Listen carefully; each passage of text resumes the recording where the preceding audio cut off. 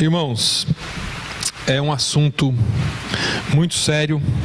Nós vamos falar um pouquinho sobre a oração hoje, amém? Quantos creem no poder da oração? Todo mundo vai falar amém, né? Eu também creio. Nós sabemos que às vezes esse é um assunto até meio chato, falar para crente orar. Falar para crente não orar vai parecer heresia, né? Mas falar para crente orar é a mesma coisa que falar para um pastor aceitar Jesus. Mas na Bíblia tem. E se não fosse tão importante, a Bíblia não falaria tanto. E eu falei aqui de falar para um pastor aceitar Jesus, é só ir lá em João 3. Jesus encontra Nicodemos, ou Nicodemos vai até Jesus, e Jesus falou assim: olha, você precisa nascer de novo. E eu já falei aqui, falar para uma prostituta, falar para um ladrão, falar para um homem da vida, uma mulher da vida, que ele tem que nascer de novo é fácil. Falar para um pastor, para um padre, para alguém que lê a Bíblia todo dia, falar para alguém que supostamente tem comunhão com Deus, que ele tem que aceitar Jesus, é uma ofensa.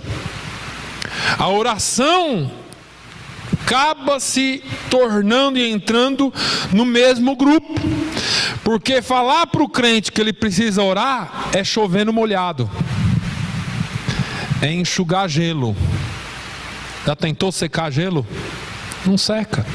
Porque crente, todo crente sabe, ou pelo menos deveria saber, que precisa orar. Mas nós, e eu não estou falando de vocês, eu estou falando de nós, prestamos muito pouca atenção na palavra de Deus, nesse sentido. A Bíblia por várias vezes nos fala isso. Sexta-feira nós lemos lá na casa do irmão Antônio e da irmã Aldina, o Jesus falando: orai e vigiai, para que não entreis em tentação. Paulo manda nos orar, Tiago manda nos orar, Pedro manda nos orar, a Bíblia manda nos orar. Se nós pegarmos os exemplos de Jesus, Jesus manda nos orar. E por que é que a igreja ora tão pouco? E alguém pode dizer assim: pastor, vai ser só mais uma reunião, mais uma obrigação. Mas eu não estou falando de oração na igreja, eu não estou falando de oração nas casas, eu estou falando de oração pessoal, minha e sua com Deus. Eu quero usar um pouquinho como base nessa manhã o profeta Jeremias. O profeta Jeremias era apenas um jovem quando foi chamado a profetizar. Se você pegar o livro de Jeremias no capítulo 1, você vai ver Deus falando com um menino, ou com um jovenzinho. Quando Deus o chama para o ministério, ele fala assim: ah, Senhor, não vai dar. Porque todos nós temos uma desculpa. Não vai dar. Por que não, Jeremias? Porque eu sou só um menino, eu não sei nem falar direito ainda. E Deus disse para ele: vai, porque tudo que eu te mandar falar, você vai falar. Eis que te dou as nações por profeta. E o crente deveria estar baseado nessa palavra também. Jeremias era jovem e ele foi chamado para proclamar uma mensagem muito dura e severa contra o povo de Deus. Muito dura. A nação de Israel precisava arrepender-se, sob pena de ser destruída ou mandada ao cativeiro. E é engraçado que Jeremias é o profeta que profetizou, que pregou e ninguém ouviu. E foram para o cativeiro, porque não ouviram a mensagem de Jeremias. O ministério de Jeremias começa mais ou menos no ano 600 a.C., por volta do ano 600. E embora ele tenha tentado permanecer quieto, porque ele sempre tentou dar uma desculpa para não falar, foi levado por Deus a falar. Em Jeremias 20, versículo 9, ele diz assim: então disse eu, não me lembrarei dele, e não falarei mais no seu nome. Mas isso foi no meu coração como fogo ardente, encerrado nos meus ossos, e estou afadigado de sofrer e não posso. Jeremias falou assim: olha, eu não quero falar, eu não quero profetizar, está todo mundo contra mim, eu vou esquecer esse negócio de ser profeta, de ser crente, de ser pastor, eu estou cansado disso. Esse negócio dá muito trabalho, porque não é só falar, você tem que viver. Mas ele disse assim: eu não pude, porque foi no meu coração como fogo ardente. Irmão, o crente nascido de novo não consegue se calar. O crente nascido de novo, ele vai sentir o peso daquilo que Deus o chamou para fazer. Jeremias foi mandado que não se casasse. Jeremias foi mandado que ficasse solteiro para que ele não tivesse filhos, para que ilustrasse na sua mensagem a Israel que a nação seria destruída e não haveria descendentes daquela nação se eles não obedecessem a Deus e se arrependessem. Foi um profeta solitário, foi um profeta sem amigos, porque quem fala a verdade, diz aí um ditado que você não precisa fazer guerra para ter inimigos, basta você falar a verdade. Jeremias não tinha amigos, sua vida foi voltada totalmente para o serviço de Deus, e justamente por causa do pessimismo do seu discurso, porque quando o discurso é duro, as pessoas falam contra, por causa dessa forma de falar que ia acontecer o pior, que se o povo não se voltasse para Deus ia acontecer o pior, ele foi perseguido, porque principalmente no meio do governo, pelos governantes da sua época, eles só queriam falar em paz e prosperidade. Parece que eu estou vendo hoje, está tudo bem, olha como nós estamos vivendo tão pacificamente, olha quanta prosperidade, todo mundo tem, todo mundo está bem. Qualquer um que se levanta para falar contra pode sofrer condenações, pode sofrer perseguições, porque está tudo bem, apesar do povo de Deus saber que não está tudo bem. Mas Jeremias se tornou um calo, sabe aquele calo dolorido? Se tornou um calo no pé de algumas pessoas e incomodava muita gente. No capítulo 29, Deus fala com Jeremias de maneira profunda e chama o povo à atenção que ore e procure a paz na cidade onde estavam no cativeiro. Eu quero chamar a atenção de todos vocês aqui, porque com raríssimas exceções aqui, todos nós somos imigrantes, mas quem não é imigrante é filho, né, Cindy? Olha o que o versículo 7 fala, do capítulo 29. E procurai a paz da cidade, para onde vos fiz transportar em cativeiro, e orai por ela ao Senhor, porque na sua paz vós tereis paz. Na paz da cidade vocês terão paz. Porque assim diz o Senhor dos Exércitos, o Deus de Israel: não vos enganem os vossos profetas que estão no meio de vós, nem os vossos adivinhos, nem deem ouvidos aos vossos sonhos que sonhais, porque eles vos profetizam falsamente em meu nome. Não os enviei, diz o Senhor. Porque assim diz o Senhor: certamente que passados 70 anos em Babilônia vos visitarei, e cumprirei sobre vós a minha boa palavra, tornando a trazer-vos a este lugar. Porque eu bem sei os pensamentos que eu tenho a vosso respeito, diz o Senhor, pensamentos de paz e não de mal, para vos dar o fim que esperais. Então me invocareis e ireis, e orareis a mim, e eu vos ouvirei. E buscar-me-eis, e me achareis, quando me buscardes com todo o vosso coração. É interessante que Parece que essa é uma palavra para nós hoje. Todos nós fomos trazidos aqui por algum motivo. A princípio foi só uma loucura, ou foi só uma coincidência, ou você só veio para trabalhar. Mas às vezes nós ficamos tão cansados de tanta coisa, e às vezes nós falamos mal. Eu não estou dizendo que você faz isso, mas às vezes nós falamos: aqui é assim, aqui é assado. Quanto mais você amaldiçoar essa terra, pior será a sua vida aqui. Procurai a paz da cidade, para onde eu vos fiz transportar, e orai por ela ao Senhor, porque na sua paz, na paz da cidade, vós tereis paz. E às vezes, como diz o profeta Oséias, nós erramos por não conhecer as Escrituras. E às vezes nós fazemos coisas que não deveríamos fazer. Mas, aprisionado naquele cárcere, o povo já estava no cativeiro. Jeremias está lá no pátio da guarda por causa das suas profecias.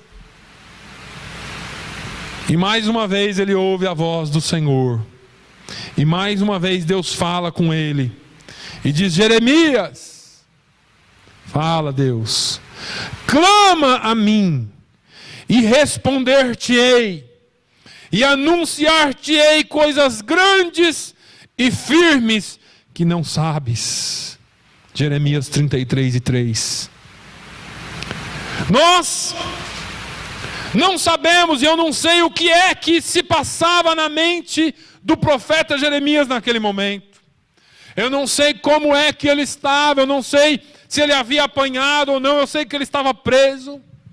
Eu não sei se ele estava orando, eu não sei se ele estava questionando a Deus o seu chamado. Eu não sei se ele estava dizendo: Senhor, por que é que o Senhor nos trouxe aqui? Por que é que o Senhor fez isso comigo? Eu não sei se ele estava se lamentando. Eu não sei se Jeremias estava enfrentando medo da morte e da prisão. Eu só sei que o momento era de angústia, o momento era de tristeza, o momento era de introspecção, o momento era talvez de choro, mas Deus se levanta e diz: Jeremias, clama a mim, e responder-te-ei, e anunciar-te-ei coisas grandes e firmes que você não conhece. Às vezes nós ficamos perguntando, eu me pego a perguntar a Deus às vezes: Senhor, como realizar a tua obra? Me ensina, me ajuda, me dê uma visão, me dê uma estratégia. Parece que às vezes Deus está em silêncio. Eu ouço nessa manhã, ou pelo menos ontem, quando eu estava lendo essa palavra, e por alguns dias que eu venho ruminando a palavra de Deus com relação à oração, e Deus vem e brada: clama a mim, e responder-te-ei, e anunciar-te-ei coisas grandes e firmes que não sabes. Interessante que a palavra clamar, segundo o dicionário Strong, quer dizer chamar por alguém, bradar, gritar e proclamar. Essa palavra também no hebraico se traduz por gara, e quer dizer nomear algo ou chamar alguém pelo nome. A palavra firme, que ele diz coisas firmes, se traduz no hebraico de batsar, e é melhor traduzida como isolado e inacessível. A mensagem de Deus para Jeremias pode, no entanto, ser entendida e traduzida como: clama a mim, chama pelo meu nome, me nomeia, e eu te mostrarei coisas inacessíveis, possíveis de serem conhecidas apenas através de revelações que eu vou te dar. É interessante esse versículo. E é no cárcere ainda que Deus mostra a esse jovem mensageiro as coisas que se sucederão a Israel, as coisas que estão por vir. E deixa eu abrir um parênteses aqui, irmãos. Tem horas que nós só vamos ouvir a voz de Deus no cárcere. Tem horas que nós só vamos ouvir a voz de Deus no meio da tribulação. Quando Deus quer tratar com um de nós, com um dos seus filhos, Ele vai falar onde você menos espera. Por isso que muitas vezes nós passamos por tribulação, porque a tribulação nos aproxima de Deus. Deus nomeou Jeremias, e ele, por sua vez, ainda que um pouco forçado, escolheu servir a Deus.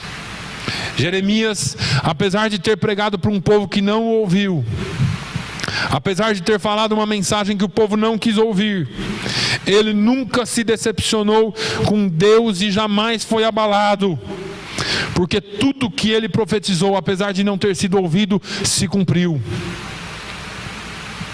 Porque não importa se alguém vai me ouvir ou não, importa que eu pregue a verdade. Porque a verdade, quando você prega, você tem o endorso de Deus embaixo. Deus endossa, Deus assina embaixo da sua palavra. Não importa quem vai ouvir, quem vai atender. Não importa se existe uma multidão ou se existe 10 ou meia dúzia. O que importa é o meu compromisso com Deus de pregar a sua palavra. Agora, Deus chamou esse jovem. Ele nunca deixou se desviar por aqueles outros profetas. Porque quando você lê o profeta Jeremias, você vai ver que tinha profetas profetizando o que o povo queria ouvir. Isso não acontece hoje, isso só foi lá no tempo de Jeremias. Ninguém prega o que o povo quer ouvir, só prega a verdade. No tempo de Jeremias que era assim. Jeremias teve o mesmo problema que nós enfrentamos hoje. E é nesse momento que ele ouve a voz de Deus. E é sobre isso que eu quero falar um pouquinho nessa noite, nessa manhã. Porque às vezes nós precisamos reconhecer o Deus que fala conosco. Nós precisamos chamar esse Deus que fala conosco. Nós precisamos reconhecer o nome desse Deus que fala conosco. E eu quero andar um pouquinho sobre algumas experiências bíblicas. Porque em lugares e circunstâncias diferentes, Deus trabalhou em vidas de pessoas diferentes. E na nossa vida não precisa ser diferente. Nós podemos ouvir do mesmo Deus e chamar esse Deus pelo nome, e nomear a Deus e dizer para Ele o que é que nós estamos precisando, o que é que nós esperamos, e ouvir dEle, porque Ele tem o melhor para falar conosco. Nós temos falado durante as nossas reuniões de oração sobre o clamor. Clamor é quando você se derrama na presença de Deus. É quando você não tem saída. Nós oramos ordenadamente também. Orações que fazemos são as orações de concordância, onde um ora e os outros concordam, se quiserem. Mas existe um clamor que precisa ser feito. Existe uma oração com um pouquinho mais de paixão que precisa ser feito pela igreja. Nós precisamos derramar mais a nossa alma diante de Deus. E se nós buscarmos o momento da história em que Jeremias vivia e o momento da história que nós vivemos hoje, não tem diferença nenhuma. Não há ninguém que busque a minha face, diz o Senhor. O meu povo se perdeu, se extraviou. Quando nós lemos o livro de Gênesis, no capítulo 16 você vai ver Abrão e Sarai tentando ajudar Deus. Deus faz uma promessa a Abrão: Abrão, eu vou te dar um filho. eu vou te dar uma descendência, em ti serão benditas todas as famílias da terra, todos aqueles que te abençoarem serão abençoados, e todos que te amaldiçoarem serão amaldiçoados. E Abraão passa o tempo e nada do filho nascer. E aí Abraão, vendo que o negócio estava feio, Sara vendo que o negócio estava feio, ou Sarai vendo que o negócio estava feio, vem Abraão e fala assim: Abraão, eu tenho a minha serva Agar, a egípcia, vamos seguir o costume da época, você toma Agar e ela vai conceber filho, porque eu não posso. E eles não confiaram na promessa de Deus e fazem isso, e Agar gera. Quando ela percebeu que ela ia gerar um filho, ou que ela estava grávida, ela começou a desprezar a sua patroa, a sua senhora. Ela começou a tirar sarro de Sara. Sara falava com ela falava assim: eu estou grávida, você não. Eu vou ter filho, você não. E era um desconsolo, era ruim para a mulher que não tinha filhos. E Sara ficou tão revoltada com aquilo que ela veio para Abraão e falou assim: eu não estou aguentando mais, nós fizemos essa besteira aí, agora essa mulher fica me desprezando, eu vou mandar a Agar embora. E Abraão falou assim: é com você e com ela. Só que Sara começou a apertar Agar, começou a humilhar Agar, e Agar não aguentou, e ela foi embora por si só e fugiu para o deserto. E lá no deserto, ela pensando que ia morrer, sem destino, Deus tem um encontro com Agar. Porque eu e você podemos ser infiéis a Deus, mas Deus permanece fiel. Eu não estou dizendo, não estou te dando licença para ser infiel. Eu estou dizendo que se você e eu formos infiéis, Deus permanece fiel. Agar tem um encontro com o anjo do Senhor. E o anjo do Senhor faz uma promessa para ela. Ele diz: para onde você está indo, Agar? De onde você vem vindo? Ela diz: eu estou fugindo da minha patroa, eu estou fugindo da minha senhora Sarai. Ele diz assim: não faz isso não. Volta lá para a casa dela, fica lá debaixo da mão dela, aguenta o tranco, porque de você também eu farei uma grande nação. De você também eu farei tribos e povos. De você nascerá um que gerará 12 tribos, e um grande povo sairá dele, e o nome dele será Ismael. E aí, quando Agar percebe a promessa de Deus sobre a vida dela, ela fala no nome desse Deus, ela clama por esse Deus, e ela chama aquele lugar de El Roi, porque ela disse que ali ele era o Deus que havia, o Deus que me vê. Irmãos, às vezes, quando nós pensamos que estamos no deserto, quando às vezes nós estamos pensando que Deus nos esqueceu, nós clamamos a Ele, e Ele nos vê, e Ele nos ouve, e Ele nos atende. Ainda que nós possamos estar fora um pouco da direção, mas Ele nos ouve. Deus consolou a Agar e revelou-lhe um futuro, porque o anjo disse: porque ele viu a sua aflição. Não pense você que nos momentos de aflição Deus não te ouve. Não pense você que nos momentos de aflição você está sozinho. Ele é o Deus que te vê. Ele é o El Roi. Ele é o Deus que te vê e te ouve na tua aflição. Quando Abraão tem o filho Isaque, a promessa de Deus. Deus chama Abraão, e todo mundo conhece essa história.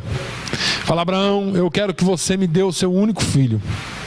Abraão, então, não reclama. Pega o seu filho, pega o fogo, pega a lenha e vai para onde Deus o havia ido para sacrificar o seu único filho.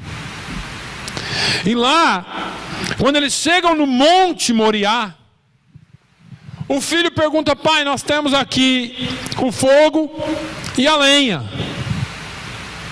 mas onde está o cordeiro? O que foi que Abraão disse? O cordeiro Deus proverá. Jeová Jireh. Sabe o que é isso? Confiança.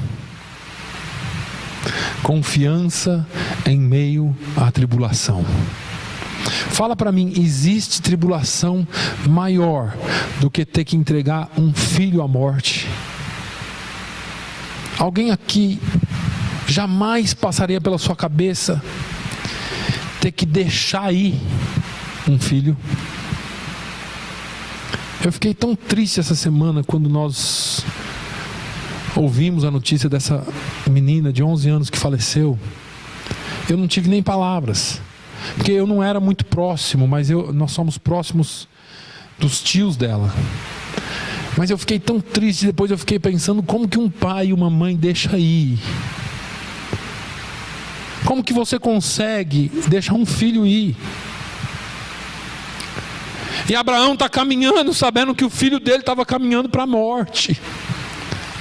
E às vezes você está caminhando no momento de dificuldade, mas você tem que dizer: Deus proverá, porque Ele é o Jeová Jireh, Ele é o Deus que provê, Ele é o Deus da providência. Deus proverá. Chama pelo nome dEle. Deus proverá, porque Ele é o Deus da providência. E quando eles chegaram lá no monte, Abraão foi sacrificar. O anjo disse: Abraão, não faças mal ao menino, porque Deus conheceu o seu coração.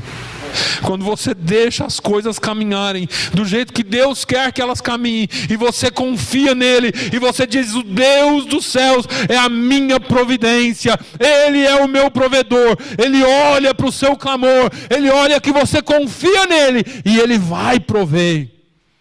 Ele vai prover, não importa o que seja.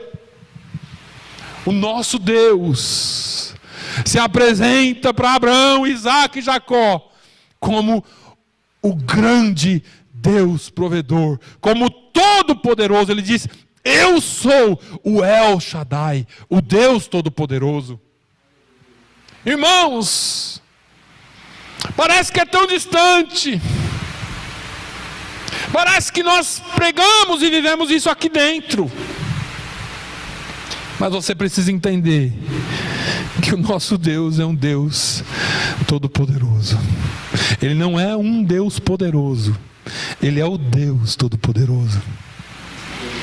Eu poderia falar aqui de muitos testemunhos, de quantas vezes nós clamamos, ainda que intimamente, ainda que você não abra a sua boca, ainda que você só fale no seu coração: Jesus, e agora? Mas eu permaneço confiando em Ti. E Deus manda a provisão, seja lá em que área que for necessária. Quantas vezes o Deus de Abraão, de Isaque e de Jacó se mostra o Todo-Poderoso nas nossas vidas. Eu me lembro de Moisés conversando com Deus e dizendo: quem eu vou dizer que me enviou? E ele disse: diga que o grande eu sou te enviou. Eu sou te enviou. E essa é uma expressão que falha na tradução no português, não tem como traduzir. Porque eu já disse para os irmãos que ela significa mais ou menos assim: eu sou o que você precisar que eu seja. O nosso Deus, Ele é o Deus eu sou. Ele é o que você precisar que Ele seja. Ele é o Deus todo-poderoso. Moisés chama esse Senhor, e o Deus se apresenta para ele em um determinado momento como Jeová Rafá, o Deus da cura. É esse Deus que você precisa clamar hoje. Ele está dizendo: clama a mim, e responder-te-ei, e anunciar-te-ei coisas grandes e firmes que não sabes. É o Jeová Rafá, é o Deus que cura. Para Davi ele se apresenta como El Elyon, o Senhor insuperável, porque não há Deus como o nosso Deus. Não há Deus como o nosso Deus. Não há Deus tão grande como Ele. Ele é o El Elyon. Ele é o Deus insuperável. Davi diz: porque o Senhor Deus é altíssimo, Rei grande sobre toda a terra. Qual é o seu problema? Qual é a sua dificuldade hoje? Clama a mim. Clama a mim. O que me chama a atenção é que essa palavra não é uma sugestão de Deus. É uma exortação de Deus. Deus está determinando ou te exortando a fazê-lo. E um grande escritor diz que ele tinha a nítida impressão de que Deus só faz por nós aquilo que nós pedimos. É engraçado isso. Claro que não é só isso, mas a impressão que ele tinha é que Deus faz aquilo que nós pedimos, que Deus reage às nossas ações, que Deus reage aos nossos pedidos. E às vezes nós estamos precisando, pelo menos lá em casa é assim. Às vezes eu sei que eles querem alguma coisa, mas eu fico esperando eles pedirem. E eu acho que Deus faz a mesma coisa. Ele sabe o que você precisa, Ele sabe o que você quer, mas talvez você nunca foi específico com Ele. Você fica assim: Deus me abençoa. Sabe, essa oração é tão abrangente, né? Mas a oração, quando Deus fala clama a mim, é para você se derramar na presença dEle com algo específico. Senhor, eu preciso desse milagre aqui. É desse aqui agora que eu preciso. Quando eu falo, irmãos, vamos clamar sobre essa cidade, é desse milagre que nós estamos precisando agora. Que Deus faça uma mudança nesse lugar e que Ele use as nossas vidas. Porque nós precisamos ser específicos com Ele, e Ele nos exorta. Infelizmente, nós somos uma geração que desaprendeu a orar. Desaprendemos. E eu não quero comparar você com nenhuma outra geração, só vou falar dessa. Oração para nós é aquela reunião chata, olha bem, onde se canta muito pouco e só se fala de coisas tristes e de problemas. Você vai numa reunião de oração para ver gente chorar, para ver gente reclamar da vida, para ver gente falar que está doente, que tem alguém doente na família. Reunião de oração é assim. Parece que essa oração ou essa reunião é uma reunião que nós evitamos. Será que tem alguma coisa relacionada à nossa vida espiritual? Ou ao reino espiritual? Será que essa é uma batalha? Porque deixa eu te falar uma coisa. Talvez no culto de domingo de manhã você seja muito fiel. Mas naquela reunião de oração, não, é só uma reunião de oração. Eu acho que é essa que o crente deveria ir. E eu não estou aqui te dizendo que você tem que ir em lugar nenhum. Só estou dizendo. Nós deixamos de orar porque estamos muito envolvidos na vida secular. Escolhemos as coisas boas, entre aspas, desse mundo, e deixamos as coisas que realmente são boas, que Deus preparou para nós e tem para nós. O salmista diz: vale mais um dia nos teus átrios do que 1000.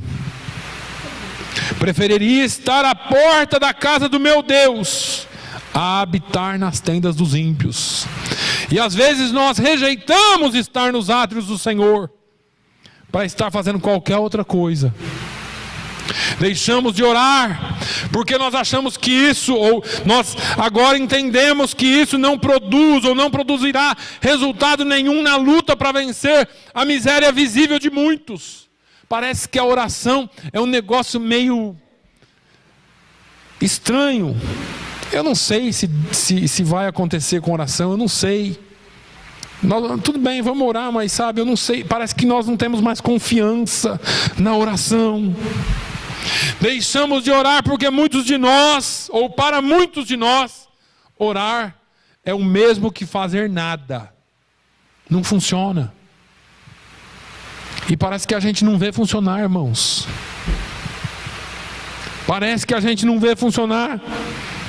Deixamos de orar porque orar é pura tradição morta, que não combina com a nossa prática liberal do evangelho contemporâneo. O nosso evangelho está bom demais. Afinal de contas, a gente não precisa fazer muita coisa. A gente vem para a igreja, canta os corinhos, se reúne 2 vezes na semana ou 3. Tá bom. Tá bom demais ser crente assim. E é por isso que às vezes Deus nos leva para o deserto. É por isso que às vezes Deus nos leva para o cárcere. É por isso que às vezes Deus nos coloca em momentos difíceis. Porque a igreja precisa voltar a orar.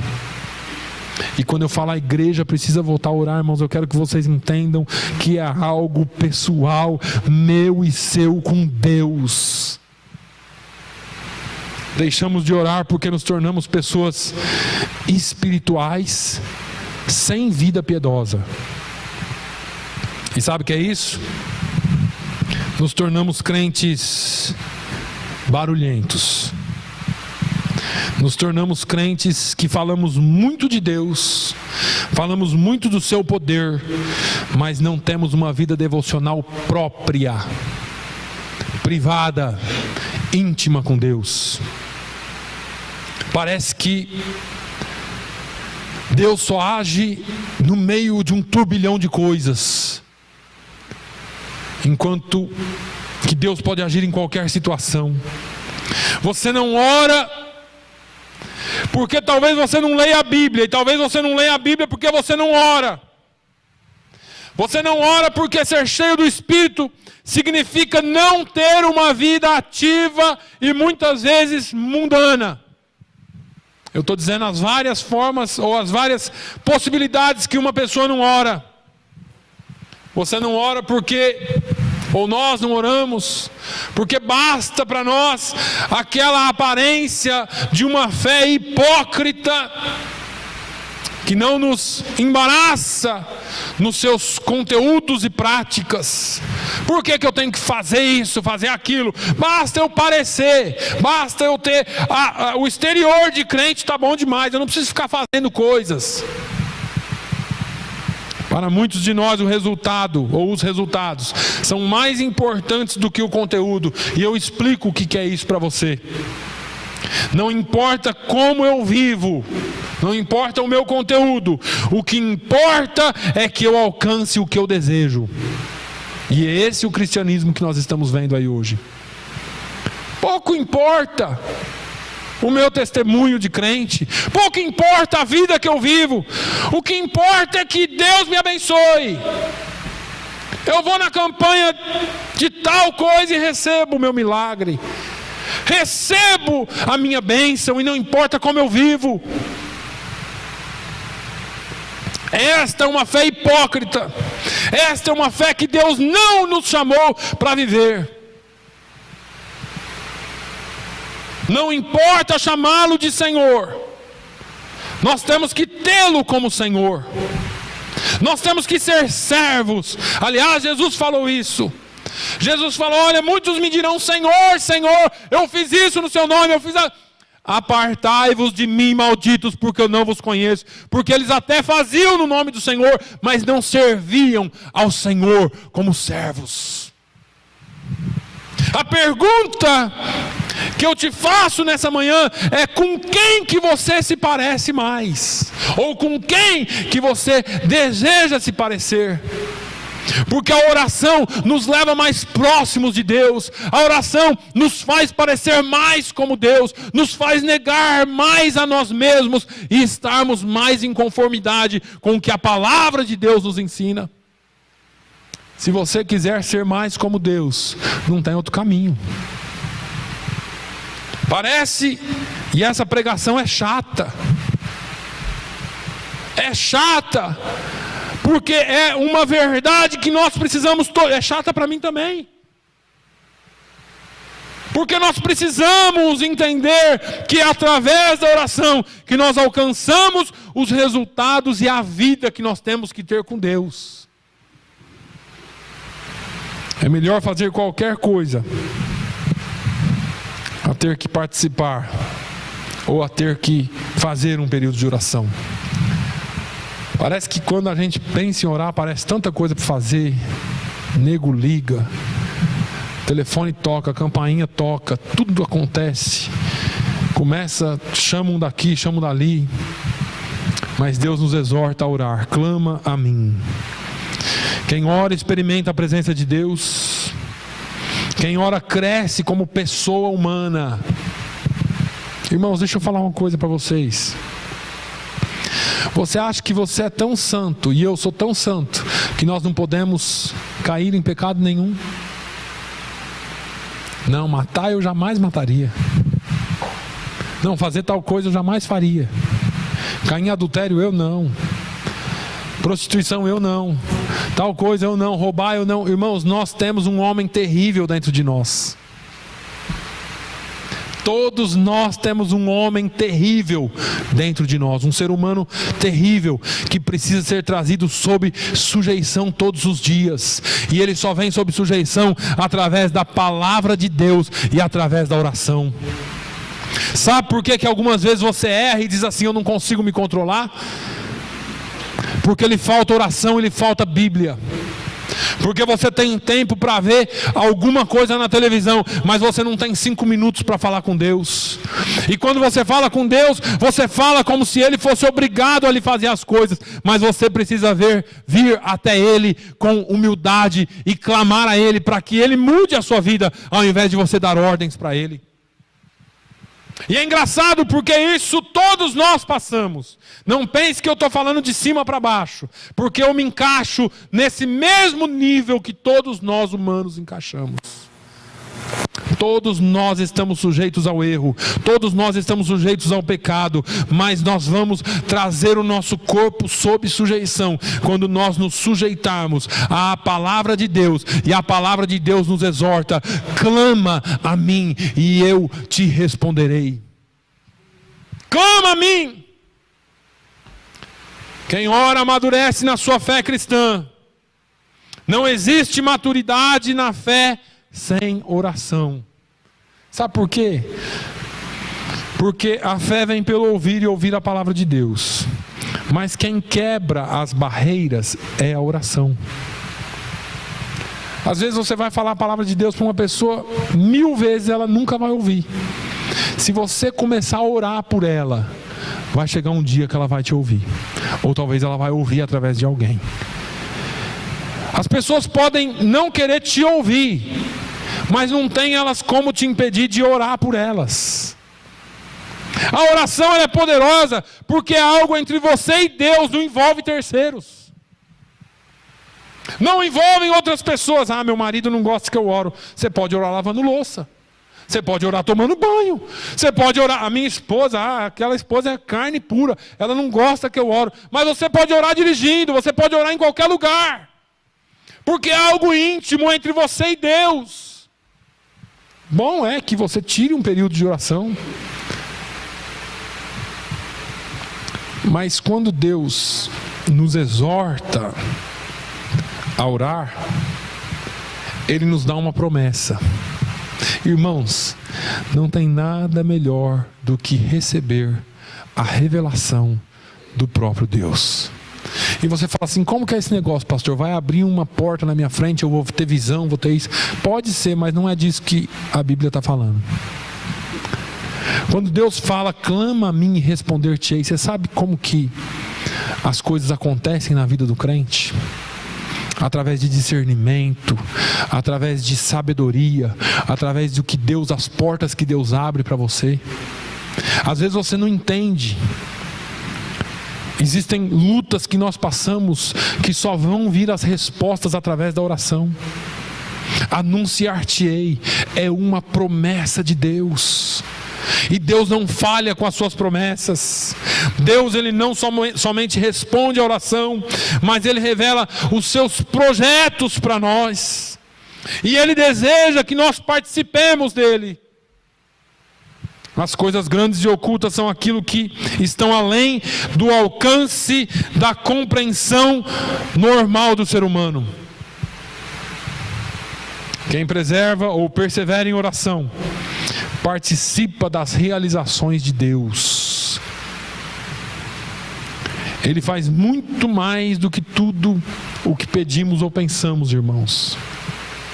Quando você entra nos átrios do Senhor, Efésios, Paulo escrevendo aos Efésios no capítulo 3, verso 20, ele diz: ora, aquele que é poderoso para fazer tudo muito mais abundantemente, além daquilo que pedimos ou pensamos, segundo o poder que em nós opera. Quantas vezes nós pensamos que não vai dar certo, que o negócio está entornado de cabeça para baixo, e Deus vem e faz, porque Ele fala: eu quero que você veja que eu faço muito mais de tudo quanto aquilo que você pede ou pensa. Quem ora tem a sua fé alimentada. É na nossa perseverança na oração que nós triunfamos. Você ora uma vez e esquece. Por isso, eu e você não podemos deixar de sonhar. Eu e você não podemos deixar de pensar de maneira boa e positiva. Precisamos aprender a andar com Deus. Precisamos aprender a buscar o seu reino em primeiro lugar. Eu sempre falo isso aqui. Nós precisamos pensar em construir um presente à luz do futuro que Deus reservou para nós. E esse futuro, ele virá, irmãos. Nós estávamos falando sexta-feira na casa da irmã Aldina e entramos no assunto sobre a volta de Jesus. E é um assunto muito sério que pouco se fala. Mas Jesus vai voltar. Você acreditando ou não, querendo ou não, Ele vai voltar. Ele prometeu. Pedro fala da seguinte forma: mas amados, não ignoreis uma coisa, que um dia para o Senhor é como 1000 anos, e 1000 anos como um dia. O Senhor não retarda a sua promessa, ainda que alguns a têm por tardia, mas é longânimo para conosco, não querendo que alguns se percam, senão que todos venham a arrepender-se.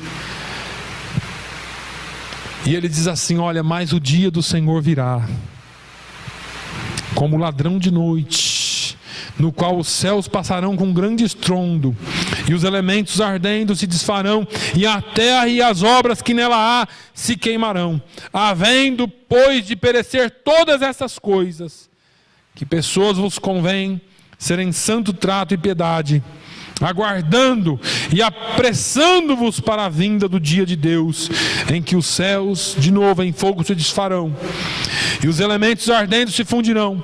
Mas nós, segundo a sua promessa, aguardamos novos céus e nova terra, em que habita a justiça. Irmãos, e aí ele fecha aqui com chave de ouro. Por isso, amados, aguardando estas coisas, procurai que dele sejais achados imaculados e irrepreensíveis em paz. Pastor, como vai ser esse negócio? Aqui pode ser tudo uma linguagem figurativa, como pode ser uma linguagem realista. Mas como vai ser? Não sei. Eu sei isso aqui: procurai que dele sejais achados imaculados e irrepreensíveis em paz. E só através da oração é que você consegue. Só através da palavra de Deus. Nós poderíamos continuar um pouquinho mais, mas eu vou parar aqui. Eu quero que você pense muito bem em quem é o seu Deus. Primeiro, que nós não podemos alcançar com a nossa mente finita, mas você precisa saber que Ele é o Deus Todo-Poderoso. E eu queria que você pensasse nessa manhã, se você já parou, pelo menos para imaginar, se você consegue esgotar todas as possibilidades da oração. Quando você ora, será que com a nossa oração nós estamos alcançando aquilo que Deus tem para nós? Será que é tudo isso que Deus tem para nós? Será que Deus tem muito mais, as possibilidades são muito maiores para nós, através de vida santa e oração? Irmãos, tem muito, muito, muito. Por isso que ele disse: clama a mim e responder-te-ei. Anunciar-te-ei coisas grandes e firmes que não sabes. A revelação de Deus é para todos nós. Nós não a conhecemos, mas se nós clamarmos, Ele vai responder e Ele vai nos revelar aquilo que Ele tem para nós. Amém? Que Deus nos abençoe, que nós possamos aprender a clamar a Deus, que nós possamos aprender a andar em seus caminhos. Pai, eu te louvo, Senhor. Eu te louvo porque o Senhor nos leva para lugares tão distantes. O Senhor nos leva a horizontes que nós nunca imaginamos. O Senhor nos trouxe aqui. E eu sei que o Senhor tem o melhor para nós. Não daquilo que nós desejamos, não daquilo que nós pensamos, mas o Senhor tem resposta e o Senhor tem revelação para nós de coisas profundas, de coisas escondidas, de coisas que nós não sabemos. Pai, eu quero nessa manhã te pedir que o teu povo possa ser chacoalhado, que nós possamos ser despertados a entender a tua palavra e clamar a ti, Senhor. Eu sei que cada um de nós temos clamores e pedidos específicos. Eu sei que cada um de nós podemos entrar na sua presença e talvez passarmos algumas horas apresentando algumas coisas para nós. Mas eu quero clamar, Senhor, e quero te pedir que o Senhor comece a revelar ao teu povo aquilo que nós precisamos clamar a ti. Oh meu Deus, se não for pelo teu Espírito Santo, nós não saberemos nem orar. Nós somos egoístas, oramos por nós mesmos. Senhor, nessa manhã eu quero fazer somente um clamor para que o teu povo volte ao lugar da oração. Volte ao lugar da intimidade contigo. Que nós possamos voltar ao lugar, Senhor, do relacionamento íntimo e pessoal contigo. Que a nossa oração, Senhor, seja sobre esta cidade, este país. Que a nossa oração, Senhor, seja para que haja paz neste lugar, para que nós possamos viver em paz. Nós pregamos a tua palavra aqui muitas vezes, e muitas vezes nós esquecemos daquilo que nós pregamos. Se o meu povo, que se chama pelo meu nome, se humilhar e orar e se desviar dos seus maus caminhos, então eu ouvirei dos céus o seu clamor e sararei a sua terra. Meu Deus, nós estamos aqui, Senhor, porque nós cremos que o Senhor é um Deus que pode nos sarar. Eu creio que o Senhor nos trouxe aqui para um propósito maior. Nós não estamos aqui, Senhor, só para popular esse lugar, mas nós estamos aqui também para encher esse lugar de vida. O Senhor tem o melhor para essa terra. O Senhor tem o melhor para esse lugar, Senhor. Que a tua mão esteja sobre essa cidade. Que haja uma mudança por completo, Senhor, a começar na tua igreja. Pai, no nome de Jesus, que o teu povo venha entender a necessidade de clamar a ti. Que nós possamos ter uma semana abençoada na tua presença. E que o teu nome seja glorificado no nome de Jesus.